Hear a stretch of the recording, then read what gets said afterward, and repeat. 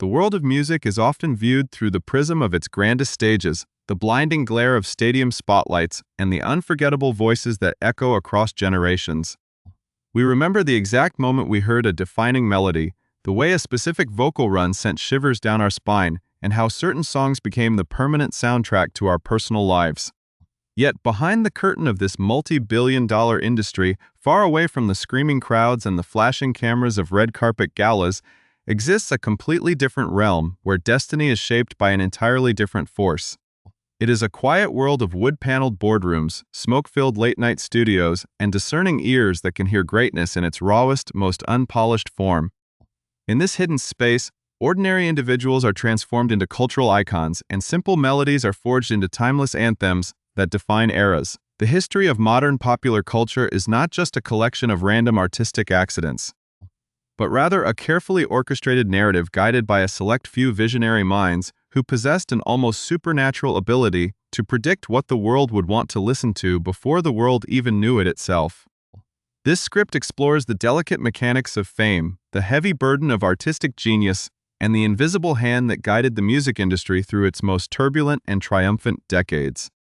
If you appreciate these deep dives into the hidden histories of the cultural icons who shaped our world, please take a brief moment to support our channel by subscribing, hitting the notification bell, and liking this video, as your support allows us to continue bringing these incredible stories to life. To understand how the landscape of modern music became what it is today, one must look beyond the performers themselves and examine the rare individuals who mastered the delicate art of talent curation, sacrificing their own anonymity to elevate others to unprecedented heights.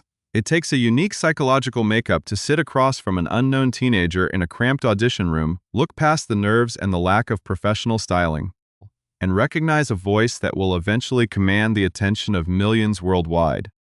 This uncanny foresight is what separates ordinary record executives from true cultural architects, and the legacy of such work continues to reverberate through every speaker and headphone across the globe.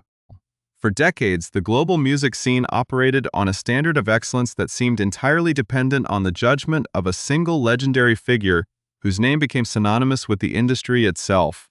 His journey was not born out of an innate desire to perform, but out of a profound appreciation for the structure, emotional depth, and marketability of sound. The atmosphere of the mid-20th century music business was chaotic, fast-moving, and often unforgiving, yet certain leaders managed to navigate this cutthroat environment with an unparalleled level of grace and analytical precision. They built empires from scratch, revitalized failing record labels, and established an entirely new standard for how art should be packaged, distributed, and celebrated. As the years progressed, this influential figure became a towering institution in his own right, an indispensable bridge between old-school show business traditions and the rapidly evolving demands of the modern digital age. Every major awards ceremony, every historic chart-topping record, and every cultural milestone in pop and soul music seemed to bear his invisible signature. The sheer volume of success stories attributed to his guidance created an aura of invincibility, making it seem as though his golden touch would simply continue forever, defying the natural constraints of time and human frailty. However, the passage of time is an absolute certainty that spares no one, not even the architects of our cultural landscape. In recent years, whisperings about his declining physical health began to circulate within the inner circles of the entertainment industry, casting a somber shadow over the annual celebrations that he had anchored for decades. The public began to notice his prolonged absences from the high-profile events he once dominated, and rumors intensified as major scheduled events suffered unprecedented postponements. The vibrant, sharp-minded tycoon, who had once effortlessly commanded the attention of Hollywood's elite, was quietly fighting private battles against the inevitable progression of age and illness. These health challenges were not merely physical obstacles, but they threatened to disrupt the highly anticipated gatherings that served as social epicenter of the music calendar. When news finally broke concerning the specific neurological and respiratory ailments he was facing, a wave of anxiety rippled through the global community of artists, producers, and executives who had looked up to him as a paternal figure and a steadfast anchor. It became increasingly clear that an era was drawing to a close, forcing the industry to confront the reality of a world without its chief guide. The tension reached a peak as reports emerged of a sudden hospitalization. signaling that the final chapter of this extraordinary life was being written in real time, far from the glamorous venues he had inhabited for nearly a century. As family members and close associates gathered in privacy, the world stood on the precipice of a monumental loss, waiting for the inevitable announcement that would signify the end of a legendary epoch. The inevitable confirmation of the passing of Clive Davis at the age of 94 sent a profound shockwave through the global entertainment industry, transforming vague anxieties into a stark and somber reality. His official representative, Eliza Rabinoff, released a poignant statement to Rolling Stone magazine confirming that the legendary music mogul had passed away peacefully from an age-related illness, comforting the public with the knowledge that he was completely surrounded by his devoted family and deeply cherished loved ones during his final moments. This peaceful conclusion stood in stark contrast to the high-octane, competitive world Davis had dominated for over half a century, marking the silent departure of a man whose entire life had been defined by roaring stadium applause and chart-topping crescendos. The final year of his life had been a difficult period marked by escalating health challenges that heavily restricted his public appearances. The first major sign of trouble had manifested earlier in the year when a severe respiratory illness required an urgent hospitalization in May, causing immediate alarm among his inner circle and the wider musical community. This medical crisis was the latest in a series of physical setbacks, following a highly publicized diagnosis in 2021 with Bell's palsy, a complex neurological disorder that triggers sudden, temporary paralysis on one side of the face.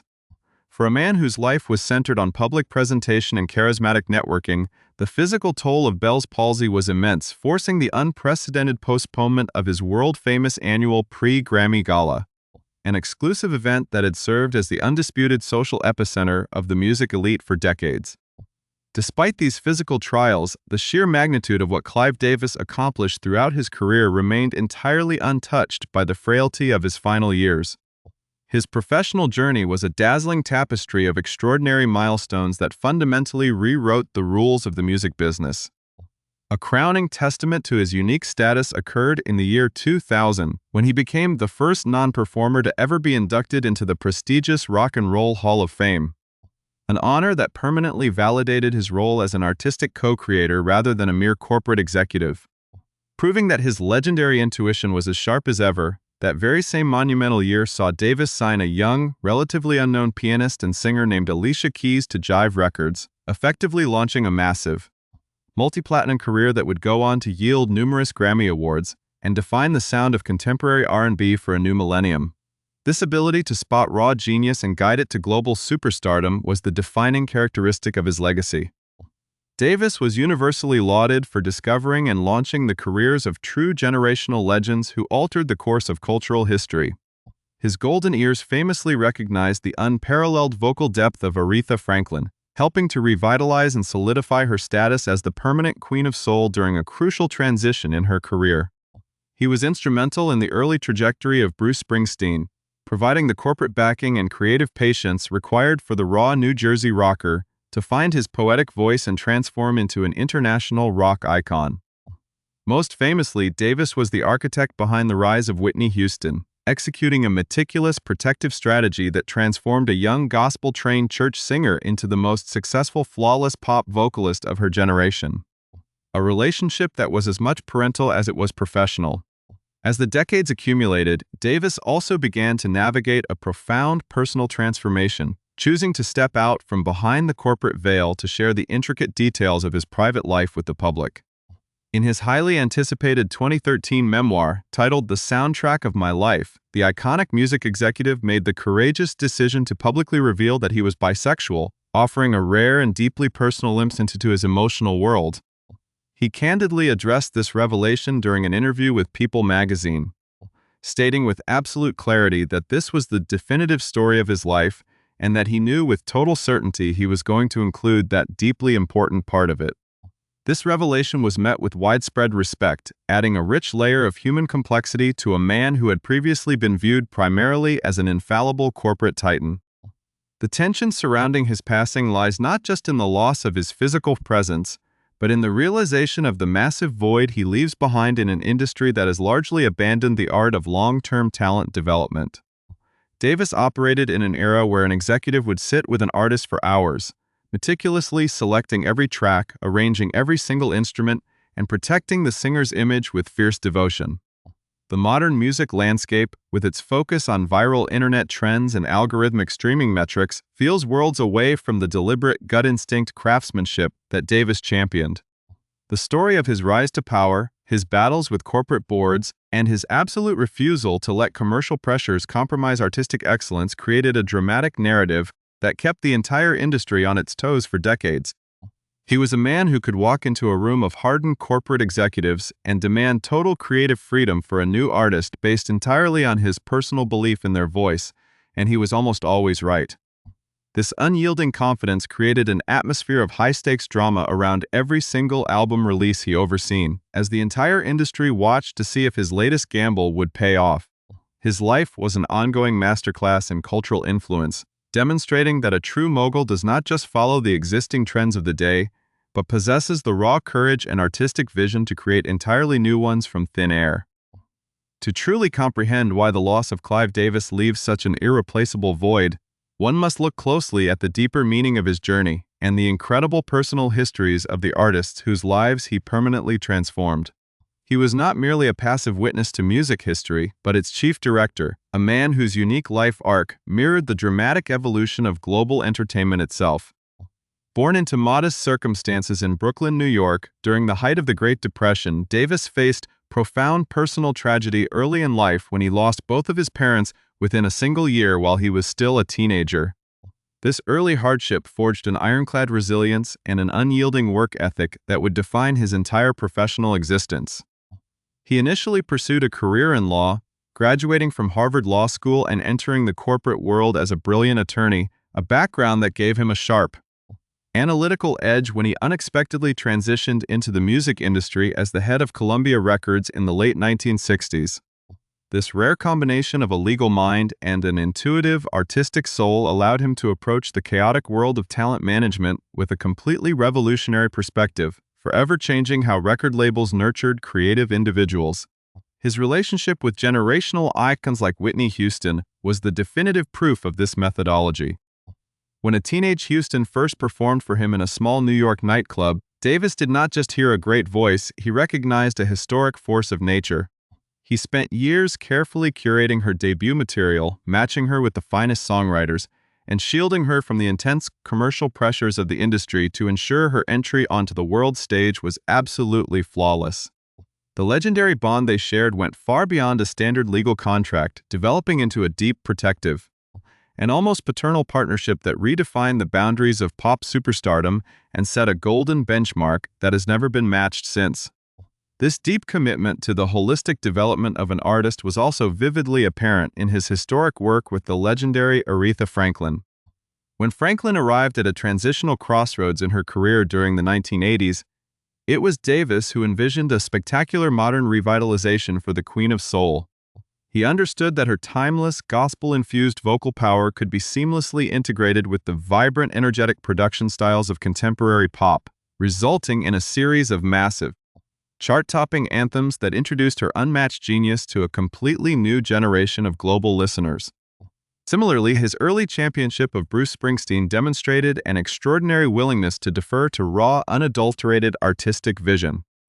While others in the corporate hierarchy struggled to understand Springsteen's lengthy, poetic, and highly cinematic songwriting style, Davis recognized the authentic, burning spirit of a working-class poet and provided the vital institutional support that allowed the young New Jersey rocker the freedom to create masterpieces that would eventually define the American rock landscape.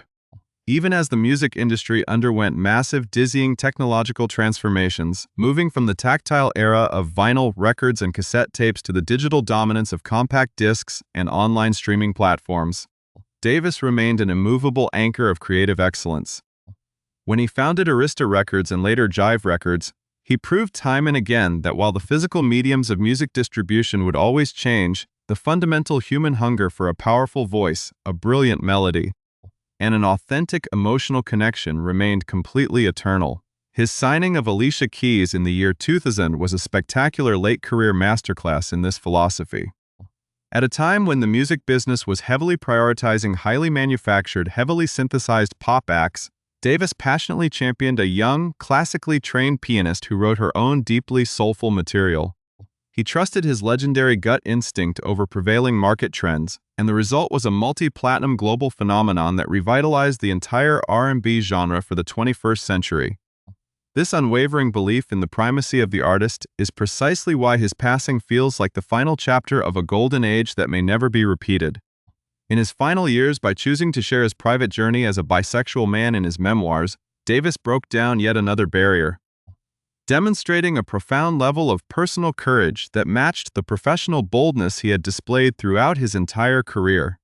He showed the world that a life fully lived is one of absolute authenticity, both in the public eye and behind closed doors. The legacy he leaves behind is not merely measured by the staggering number of multi-platinum plaques, Grammy Awards, or Hall of Fame trophies that fill his estate, but by the living, breathing soundtrack that continues to play out in the daily lives of millions of people across the globe. Every time an anthem by Whitney Houston plays on the radio, every time a soulful melody by Alicia Keys echoes through a crowded stadium, and every time the poetic rock of Bruce Springsteen inspires a young musician to pick up a guitar, the enduring spirit of Clive Davis lives on. He was the ultimate architect of our shared cultural memory, a visionary who taught us how to listen, how to feel, and how to appreciate the true heights of human expression.